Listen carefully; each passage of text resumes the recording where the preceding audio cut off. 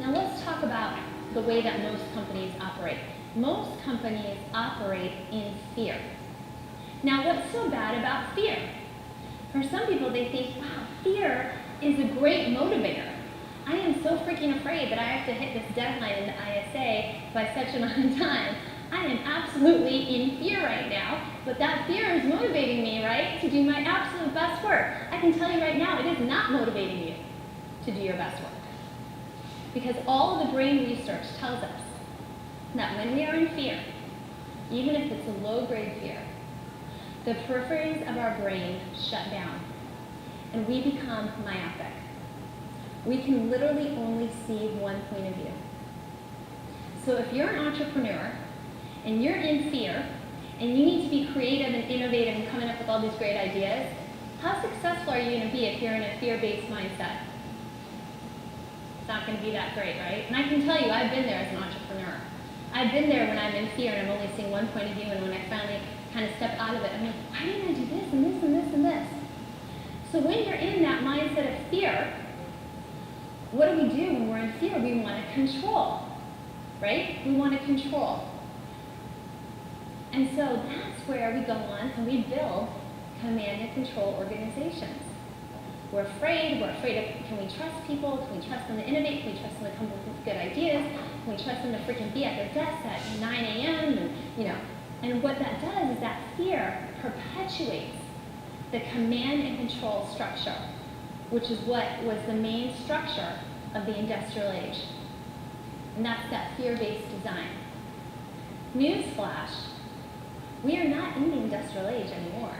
You guys probably figured this out. The industrial age gave rise to the information age with the internet. But we're in a whole age beyond that information age. We're in what I call the democratic age. And I don't just say democratic like, yay, democracy in the workplace.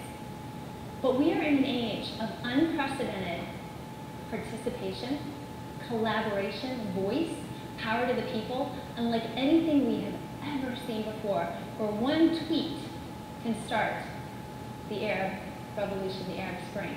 That's the age we're in.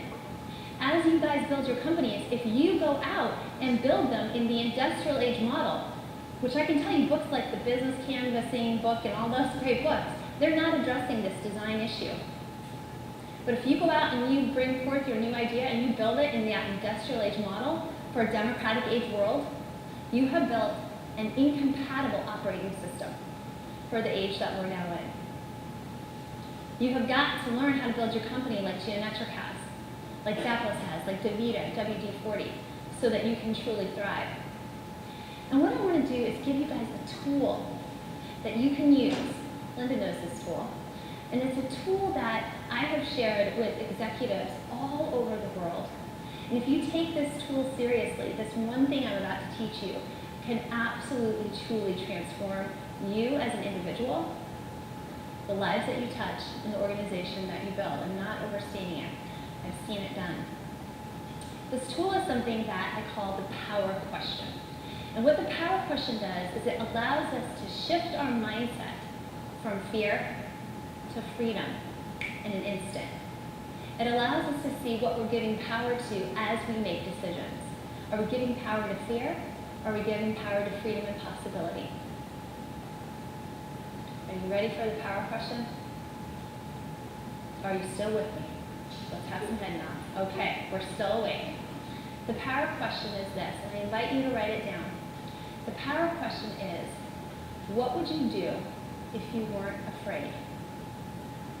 What would you do if you weren't afraid?